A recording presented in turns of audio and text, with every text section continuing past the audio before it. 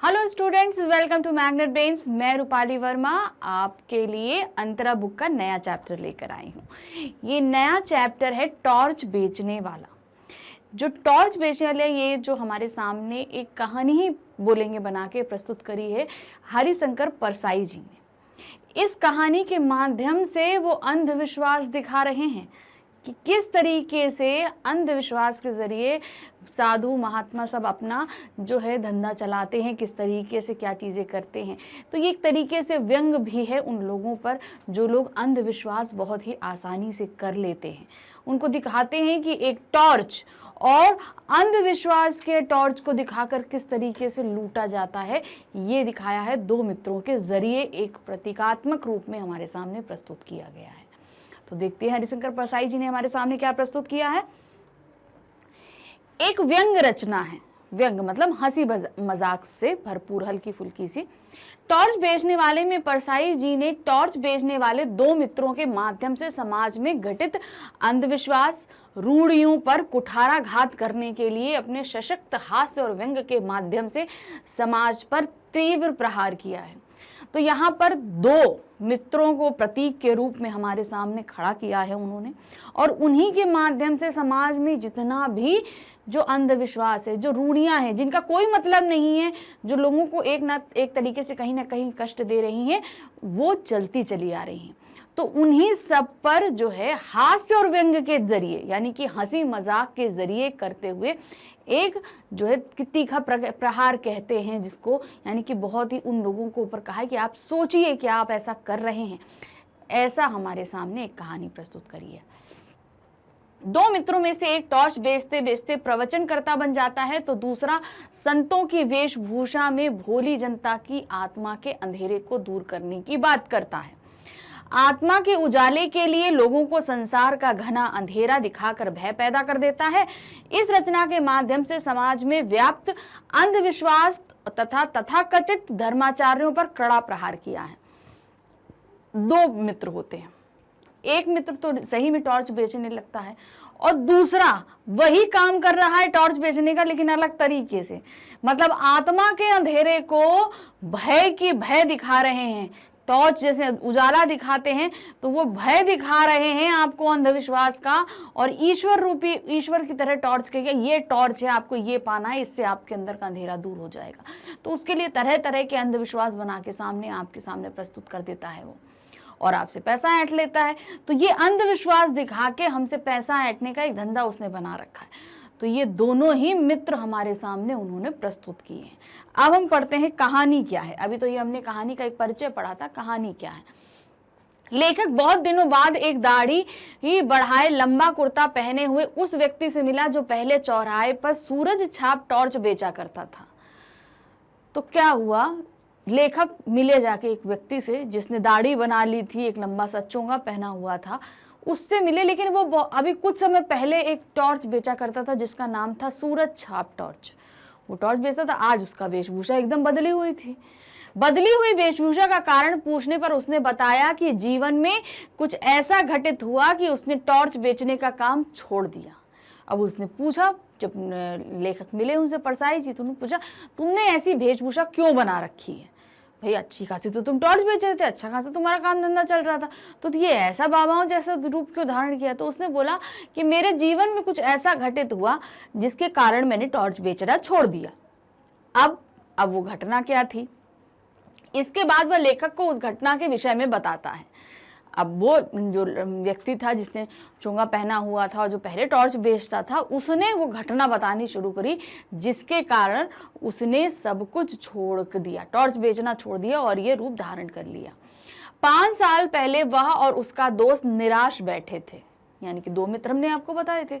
वो और उसका मित्र जो है वो बड़े निराश बैठे हुए थे। उनके सामने एक प्रश्न था, पैसे कैसे पैदा करें।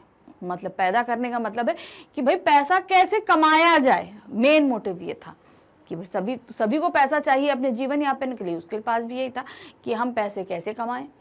इस सवाल के हल के लिए अपनी अपनी किस्मत आजमाने के लिए अलग अलग दिशाओं में दोनों मित्र निकल पड़े, इस वादे के साथ कि 5 वर्ष बाद इस स्थान पर फिर मिलेंगे। अब दोनों सोच रहे थे कि पैसे कैसे कमाए जाए, तो उन्होंने ये चीज विचार किया कि ठीक है, हम लोग ऐसा करते हैं कि अलग अलग दिशाओं में जाते हैं और अपनी किस्मत आजमाते हैं, पैसे कमाने के तरह तरीके ढूंढते हैं, और ठीक 5 साल बाद आके हम फिर यही मिलेंगे और देखते हैं कि क्या होता है 5 साल बाद, किसकी क्या कंडीशन होती है। ये कह के दोनों अलग अलग दिशाओं में चल दिए। इन 5 वर्षों के दौरान पहला मित्र टॉर्च बेचने का धंधा करने लगा। वह चौराहे पर या मैदानों में लोगों को इकट्ठा कर लेता तथा अंधेरे का डर बड़े ही नाटकीय अंदाज से दिखाता कि उसकी सारी टॉर्च हाथों हाथ बिक जाती। उसका धंधा खूब चल रहा था। तो जो 2 मित्र अलग अलग दिशाओं में गए थे, उसमें एक मित्र, उसने क्या किया, टॉर्च बेचना शुरू किया। कहीं गली में या कहीं मैदान में वो लोगों को इकट्ठा कर लेता और एक नाटक खेलता, जब होता है ना नुक्कड़ नाटक होते उस तरीके से, वैसे वो एक नाटक खेलता और लोगों को ऐसा नाटक करके ऐसा अंधेरे का डर दिखाता कि उसकी जितनी टॉर्च थी वो फटाफट बिकती जाती। तो इस तरीके से भाई उसका धंधा अच्छा चलने लगा, उसकी सभी टॉर्च बिकने। अब क्या, उसकी टॉर्च अच्छे बिक रही थी। अब भाई रही बात दूसरे दोस्त की, तो वो तो उसको तो पता ही नहीं था कि दूसरा दोस्त कहाँ है, कैसा है, क्या है। तो जैसे वादा हुआ था कि 5 साल बाद हम लोग वहीं पर मिलेंगे, तो वही किया। वादे के मुताबिक 5 साल बाद वह निश्चित स्थान पर पहुंचा, वो जहां से वो दोनों अलग अलग दिशाओं में चले थे। तो वो दोस्त जो टॉर्च बेच रहा था वो 5 साल बाद उसी जगह पर पहुंचा, परंतु मित्र वहां नहीं मिला। तो उसका जो दूसरा मित्र था, एक ने तो एक से जो कहानी सुना रहा उसने बताया कि मैं टॉर्च बेचने लगा था, तो वो तो पहुंच गया वहां पे, लेकिन जो दूसरा मित्र दूसरी दिशा में गया था वो वहां पे नहीं आया। वह उसे ढूंढने निकल पड़ता है। अब उसे ढूंढता है कि भाई कहाँ गया, क्या है, हम भी तो देखे मेरा मित्र कहाँ गया, तो उसको ढूंढने निकलता है। एक शाम उसे एक मैदान में मंच पर सुंदर रेशमी वस्त्रों में सजे एक भव्य पुरुष बैठे दिखाई दिए। हजारों लोग श्रद्धा में झुके गुरु गंभीर वाणी में तन्मय होकर सुन रहे थे। अब क्या हुआ, एक दिन उसने देखा कि एक मंच सजा हुआ है, बड़ा अच्छा, बड़ा भव्य, बहुत बड़ा सा मंच था।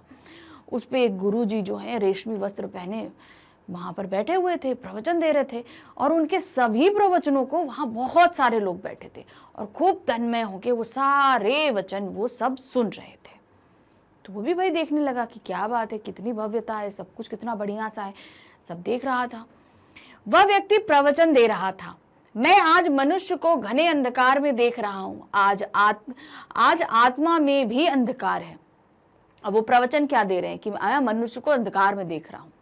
अब इसमें आप जो भी वो प्रवचन दे रहे हैं इनको सिमिलर कीजिएगा आप, ये अब आपका काम है कि आपको सिमिलर करना है। वो एक व्यक्ति जो टॉर्च बेच रहा था वो भी ऐसे बताता है, आप अंधकार में हो तो आपको रोशनी चाहिए तो टॉर्च लेनी है, तो उसी तरीके से तो मनुष्य क्या है, मनुष्य इस समय घने अंधेरे में है, घने अंधकार में देख रहा हूँ। आज आत्मा में भी अंधकार है, इतना ज्यादा अंधकार भर गया आत्मा में भी है। मनुष्य की आत्मा भय पीड़ा से त्रस्त है। अब क्या, तो जब अंधकार देखते हैं तो हम लोग डरते हैं ना, डर जाते हैं, डर के आने लगते हैं, विचार आने लगते हैं। आज मनुष्य इस अंधकार से घबरा उठा है। जब हम सच में अंधेरा देखते हैं तो घबराते हैं। डरो मत, जहां अंधकार है वहीं प्रकाश है, प्रकाश को बाहर नहीं अंदर में खोजो। तो उन्होंने बोला जहां अंधकार है वहीं प्रकाश है, और प्रकाश कहाँ है, अंदर है, अंदर में खोजो। तो जब अंधकार होता है तो सबसे पहले हम कभी भी घर में लाइट चली जाए कुछ हो तो देखिए, आप सबसे पहले या तो आप अपने मोबाइल की तरफ दौड़ेंगे, या तो आप क्या देखेंगे, कहीं हमारी टॉर्च आपने रखी हो कोई निश्चित स्थान पे, आप उस तरफ दौड़ेंगे। क्यों? क्योंकि आप तुरंत ही रोशनी चाहते हैं। तो वही बोला, जहां अंधकार है वहीं प्रकाश है, अर्थात जब तक अंधकार नहीं होता तब तक हम प्रकाश की वैल्यू को समझते ही नहीं है कि हमको प्रकाश चाहिए। इसलिए प्रकाश की अहमियत समझने के लिए अंधकार का होना जरूरी है। तो वही उन्होंने बोला कि प्रकाश वही है जहां अंधकार है, बस उसे खोजना है आपको। जैसे लाइट जाती है तो आप खोजना शुरू करते हो ना, किससे हम उजाला करें, तो उन्होंने बोला आत्मा के अंदर खोजिए उजाला। तो वही चीज उन्होंने बताई कि आपके विचारों में जो अंधकार आ रहा है वो प्रकाश आपको आपके अंदर ही मिलेगा। इस प्रकार वह लोगों को पहले डराता है, फिर तुरंत उन्हें अपने साधना मंदिर में बुलाकर अंतः ज्योति जलाने का दान करते हैं। लोग तन्मय होकर संत की बातें सुन रहे थे, पर उसकी हंसी छूट रही थी। अब क्या, उन्होंने बोला कि पहले तो उसने डराया अंधकार देख के, चारों तरफ अंधकार है, आपको डर लगता है, ये होता, पहले तो अंधकार दिखा दिया। फिर उसने टॉर्च दिखाई, क्या आपको साधना करनी है, तन्मयता से साधना करनी है, ईश्वर को ध्यान करना है। और जब वो बता देता तो लोग यहाँ आके उसके यही सारे प्रवचन सुन रहे थे, सब बड़े ध्यान से प्रवचन सुन रहे थे, लेकिन वो टॉर्च बेचने वाला हंसने लगा क्योंकि वो सब ये देख रहा था, उसको हंसी आ रही थी। तभी उसने देखा कि वह भव्य पुरुष मंच से उतरकर कार पर चढ़ने जा रहा था। उसने तो उस भव्य पुरुष को नहीं पहचाना, पर भव्य पुरुष ने उसे पहचान कर कार में बिठा लिया। संत की वेशभूषा में यह उसका मित्र था। बंगले के वैभव को देखकर वह हैरान हो गया। फिर दोनों मित्रों में खुलकर बातचीत हुई। तो अब क्या हुआ, अब हंसी आ रही थी। अब हंसी आने का कारण क्या है, देखिए हंसी उसको क्यों आ रही थी। वो एक टॉर्च, सूरज छाप टॉर्च बेचने के लिए जब लोगों को इकट्ठा करता था तो उसी तरह की कहानी बनाता था और उसकी टॉर्च बिक जाती थी। अब यहाँ पर वो कुछ बेच नहीं रहा है, वो सिर्फ अपनी बातें कर रहा है और इतने सारे लोग इकट्ठा हो रहे हैं, उसको खूब पैसे कमा रहे हैं। तो उसको वही सिमिलर लगा कि जो मैं बेचता था उसी तरीके से तो ये बाबा बोल रहे हैं। तो इसलिए वो व्यक्ति हंस रहा था, टॉर्च बेचने वाला। अब क्या होता है, वो भव्य पुरुष उठते हैं जो प्रवचन दे रहे थे, उठते हैं, अपनी गाड़ी की ओर जाते हैं। अब गाड़ी में उस टॉर्च बेचने वाले को बिठा लेते हैं। क्यों, टॉर्च बेचने वाले ने तो उसको पहचाना नहीं, लेकिन उस भव्य पुरुष ने इसको पहचान लिया। ये वही मित्र था जो 5 साल पहले उससे अलग हुआ था। अब वो जाते हैं, उनको घर ले जाता है, घर लेके जाता है, खूब बड़ा बंगला, खूब अच्छा सजा हुआ सब कुछ देख के भाई टॉर्च बेचने वाला बड़ा हैरान होता है कि अरे इतना पैसा इसने कमा लिया। फिर उसके बाद दोनों मित्र बातें करने बैठ जाते हैं। उसने संत बने अपने मित्र से पूछा कि उसने इतनी दौलत कैसे पाई, क्या वह भी टॉर्च बेचता है। तो उसने बोला, अब जब इससे बंगला देखा, गाड़ी देखा, तो उसने पूछना। अब उसके मित्र ने उससे पूछा, टॉर्च बेचने वाले ने उस व्यक्ति से जो भव्य पुरुष बना हुआ था, कि तुमने इतना पैसा कैसे कमा, इतना बड़ा बंगला हुआ, क्या हुआ, क्या तुम भी टॉर्च बेचते हो। तो भाई उसने क्या बोला, फिर वह कहता है, फिर वो भव्य पुरुष क्या कहता है कि मैं उन दोनों के प्रवचन एक ही हैं। वह भी लोगों को अंधेरे का डर दिखाकर टॉर्च बेचता है तथा संत बना मित्र भी लोगों को डर दिखाकर टॉर्च बेचता है। तो अब उसने ये बताया कि जो तुम्हारा काम है वैसे ही मेरा काम है। तुम लोगों को अंधेरे का डर दिखाकर टॉर्च बेचते हो और मैं उनकी अंतरात्मा का अंधेरा बनाकर अपने प्रवचन का नामक टॉर्च बेच देता हूं। तो हम दोनों का एक ही है काम, तुम्हारा टॉर्च बेचना, तुम सही में टॉर्च बेच रहे हो, हम बातों की टॉर्च बेच रहे हैं। दोनों लोगों के जीवन में प्रकाश लाने का वादा करते हैं, पर दूसरे मित्र की टॉर्च किसी कंपनी की बनाई हुई नहीं है। अब क्या, दोनों ही एक जो है मित्र हैं, वो लोगों के जीवन में प्रकाश लाने की बात करते हैं, लेकिन वो जो भव्य पुरुष है उसकी टॉर्च किसी कंपनी ने नहीं बनाई, जबकि टॉर्च बेचने वाले की किसने बनाई थी, सूरज छाप टॉर्च ने। वह बहुत सूक्ष्म है मगर उसकी कीमत बहुत अधिक मिल जाती है। मित्र को सारा रहस्य समझ में आ गया। अब उसने बोला कि तुम जो टॉर्च बेचते हो वैसे मेरे पास टॉर्च है, लेकिन वो टॉर्च बहुत सूक्ष्म सी, बहुत छोटी सी, लेकिन उसकी कीमत ज़्यादा है, इसलिए मैंने पैसे ज़्यादा कमा लिए। तो जो दूसरा टॉर्च बेचने वाला था उसको सारी समझ में आ गई बात कि आखिर माजरा क्या है। अब पहला मित्र संत के साथ 2 दिन तक रहता है। वो वहां अपने मित्र के साथ में, दोनों मित्र आपस में 2 दिन तक रहते हैं, बातचीत करते, सारी बातें होती। अब उसने निर्णय लिया कि नया धंधा शुरू करूंगा। वह सूरज छाप टॉर्च की पेटी नदी में फेंक देता है, दाढ़ी बढ़ाकर लंबा कुर्ता पहन लेता है। वह लेखक को बताता है कि पहले वह लोगों को बाहरी अंधकार से डराता था, फिर लोगों को आत्मा में प्रकाश फैलाने की बात कहकर उन्हें आसानी से ठग सकेगा। इस प्रकार दोनों मित्र इस ठगी के धंधे में अंधेरे को दूर करने की बात करते हैं। बस फर्क सिर्फ बाहर के अंधेरे और अंदर के अंधेरे का है।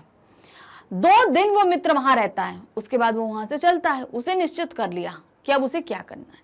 तो उसके पास जो सूरज छाप टॉर्च की जो पेटी थी वो उठाता है और उठा के नदी में फेंक देता है। अब नदी में जब फेंक देता है उसके बाद वो दाढ़ी बनाता है, एक लंबा सा चोंगा पहनता है और फिर वही टॉर्च बेचता है, लेकिन दूसरे तरीके से। अब वो सही में टॉर्च लेके नहीं आया, पहले वो अंधकार का डर दिखाता था, अब अंदर आत्मा के अंधकार का डर दिखाता है। पहले टॉर्च बेचता था, अब अपने प्रवचन रूपी टॉर्च को बेचता है। तो इस तरीके से वो दोनों ही मित्र जो है लोगों को ठगने लगे, अंधविश्वास करा के, क्योंकि जो लोग अंधविश्वासी होते हैं बहुत आसानी से ऐसी चीजों में फंस जाते हैं। और इस तरीके से वो दोनों जो मित्र थे वो लोगों को बेवकूफ बना के जो है धंधा करने लगते हैं। तो इस जो चैप्टर में हमें हरिशंकर परसाई ने ये चीज बताई है कि किस तरीके से लोगों को बेवकूफ बनाया जा सकता है। तो ये सतर्कता रखनी है आप सभी लोगों को कि ऐसे लोगों के झांसे में बिल्कुल भी नहीं आए। तो ये चैप्टर यही खत्म हुआ, इसका एक्सप्लेनेशन हमने यहाँ किया। अब इसके जो प्रश्न उत्तर है वो हम अपने नेक्स्ट वीडियो में लेकर आएंगे। Thank you, bye bye.